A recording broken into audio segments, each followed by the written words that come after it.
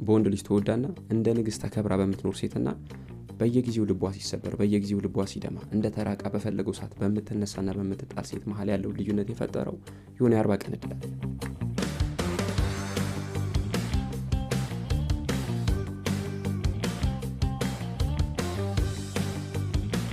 ገደብ ማበጀትሽን የማይፈልገውና የሚቃወመው ብቸኛ ወንድ ገደብ ባለማበጀትሽ ካንቺ የሚፈልገውን ነገር እንደ ልቡ ሲያገኝ የነበረ ወንድ ብቻ ነው።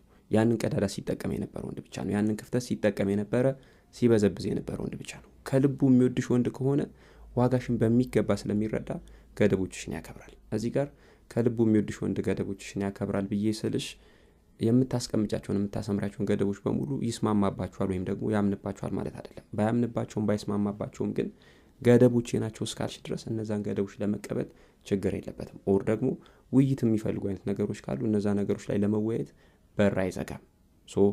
ከልቡ የሚወድሽ ወንድ ገደቦችሽን በሚገባ ያከብራል ስልሽ ይህንን እያልኩ ያሉት።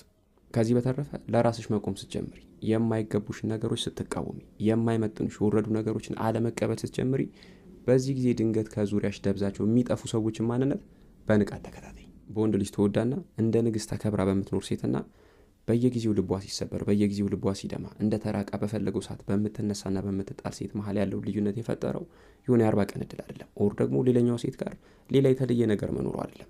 በእነዚህ ሁለት ሴቶች መሀል ያለው ልዩነት የፈጠረው ሴት ልጅ በዙሪያ የምታስቀምጠው ገደብና የማትደራደርበት ቀይ መስመሯ ነው። ሰላም ወዳጆች፣ እንዴት ናችሁ? ይህ የመፍትሄ ቤት ነው። የመፍትሄ ቤት በሺዎች የሚቆጠሩ እህቶችን እየረዳ ያለ ድንቅ የዩቲዩብ ቻናል ነው። በዛሬው ዝግጅታችን ወንድ ልጅ ዋጋሽን በሚገባ እንዲረዳ የሚያደርጉ ገደቦችን እንመለከታለን። እንደተለመደው ሁላችሁም ቪዲዮውን ላይክ፣ አዳዲሶች ቻናላችን ሰብስክራይብ በማድረግ እንጀምር።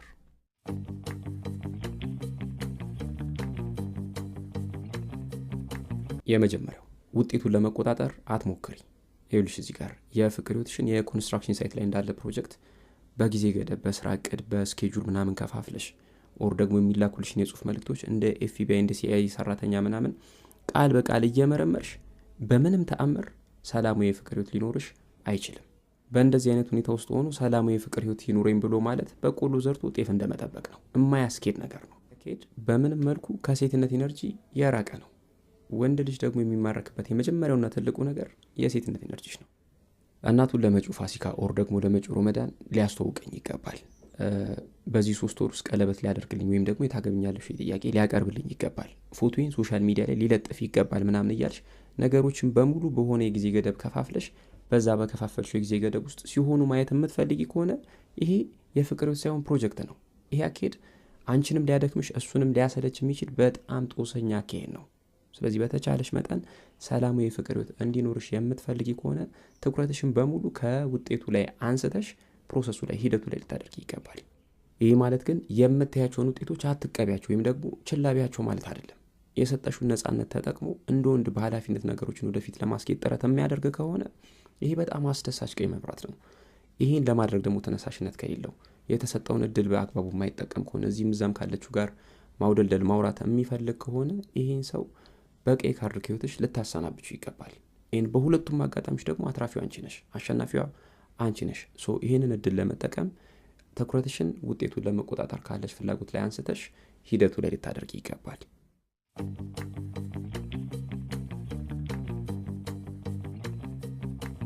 ሁለተኛው ገደብ የምታበጂው ለራስሽ እንጂ ለሱ አይደለም።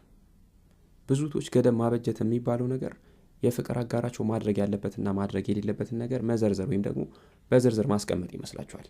የሌሎች ሴቶችን ፖስት ላይክ ማድረግ የለብህም። ጧት ቀድመ ቴክስት ልታደርግልኝ ይገባል። ጓደኞቼ የምትወቅ አለብህ። እንደዚህ እንድትወራኝ አልፈልግም። እንደነዚህ አይነት ነገሮችን ማለት ገደብ ማበጀት ወይም ደግሞ ገደብ ማስቀመጥ ይመስላችኋል። ይሄ ገደብ አይደለም። ይሄ ለመቆጣጠር መሞከር ነው። ለመቆጣጠር መሞከር ደግሞ የሴትነት ኢነርጂ አይደለም። አንድ ሰው ከልብ ይወድሻለሁ ብሎ ወዲህ ሲመጣ እነዚህ ነገሮች ተነግሮት ወይም ደግሞ ታዞ የሚያደርጋቸው ነገሮች መሆን የለባቸውም። እነዚህ ነገሮች ወዶና ፈቅዶ የሚያደርጋቸው ነገሮች መሆን አለባቸው። ማድረግም አለበት። ለስሜትሽና ለአንቺ ግድ ያለው ወንድ ስሜትሽን የሚረብሹ የሚጎዱ ነገሮችን ለመተው በፍጹም አንቺ እስክትከለኪው ኦር ደግሞ ትዕግስትሽ ተሟጦ እስኪያልቅ ድረስ አይጠብቅም።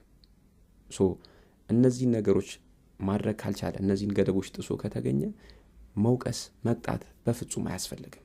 ራስሽን ከዛ ሁኔታ ጎትተሽ ማውጣት ከበቂ በላይ ነው። ጊዜሽን፣ ልብሽን፣ ገላሽን በጣም ልትጠብቂ ይገባል። ምክንያቱም እነዚህ 3 ነገሮች የህይወትሽ በጣም ዋና መሰረታዊ ምሰሶች ናቸው፣ ፒላሮች ናቸው።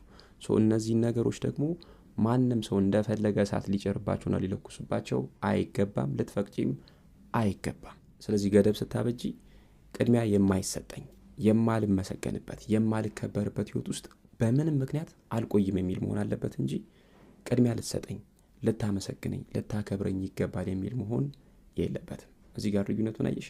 የመጀመሪያው ራስሽን በማክበር የሚሰመር ገደብ ነው። ሁለተኛው ግን እሱን ለመቆጣጠርና እሱ እንዲያደርግልሽ በመለመን ሴንስ የተቃኘ ገደብ ነው። ይህን እዚህ ጋር አንድ ነገር ልንገርሽ፣ ከራስሽ ውጪ ማንንም ሰው በምንም መልኩ ልትቆጣጠሪ አትችይም። ኦር ደግሞ አስገድደሽ ጠይቀሽ የሆነ ነገር እንዲደረግልሽ ሁልጊዜ ማስደረግ በፍጹም የማይታሰብ ነገር ነው። ስለዚህ ልትቆጣጠር የምትችይው ብቸኛ አካል ራስሽ እስከሆንሽ ድረስ ትኩረትሽን በሙሉ ራስሽ ላይ ልታደርጊ ይገባል። ዋጋሽን በትክክል ማሳየትና መከበር የምትችይው በመቆጣጠርና በመቅጣት ሳይሆን ራስሽን በማክበርና በመወሰን ነው።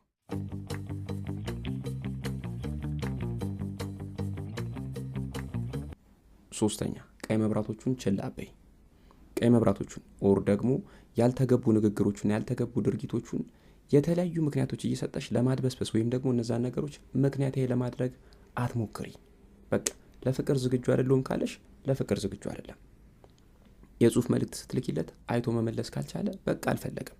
ስትደውይለት ካላነሳ ኦር ደግሞ አይቶ መልሶ ካልደወለ በቃ አልፈለገም። ይሄ ምንም ምርምር የሚፈልግ ነገር አይደለም። ለእነዚህ ድርጊቶች ማስተባበያና ምክንያት እየሰጠሽ ልትሄጂ አንቺ እናቱ ወይም ደግሞ የስነ ልቦና አማካሪው አይደለሽም። ይሄን የምታደርጊ ከሆነ አመታት እንዲሁ እየነጎዱ ይሄዳሉ እንጂ እሱ የምትፈልጊውና የታገሽለትን አይነት ሰው ሊሆን አይችልም። ይሄን ልታቂ ይገባል። የሚናገረውን ሳይሆን የሚያደርገውን ነገር ልታይ ይገባል። የአንድን ሰው ጭንብል መግለጥ የምትችው ወይም ደግሞ ጭንብሉን ገልጠሽ እውነተኛ ከለሩን፣ እውነተኛ ቀለሙን፣ እውነተኛ ማንነቱን ማወቅ የምትችው በንግግሩ ሳይሆን በድርጊት ውስጥ ነው።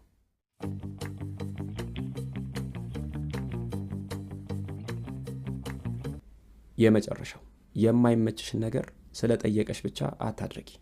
እዚህ ጋር ስለ ሴትነት ኤነርጂ ስንነጋገር እና የመሪነቱን ቦታ ለሱ ስለመስጠት ስንነጋገር አንዳንድ እህቶች በኮሜንትም በውስጥ መስመርም እና እንዴ እሱ የሚለኝ ነገር ብቻ ሳደርግ ልኖር ነው እንዴ የሚል ጥያቄ አድረሳችሁኛል። ኦር ደግሞ አንዳንዶቻችሁ እንዴ እና እንደ አያቶቼ ባሰመርልኝ መስመር ብቻ እንዲልለት ነው እንዴ የምፈልገው የሚል ጥያቄ እና አስተያየት ነገር ሰጣችሁኛል። ኖ እንደዛ ሁኑ እያልኳችሁ አይደለም፣ እንደዛ እንድትሆኑ አይደለም የምፈልገው።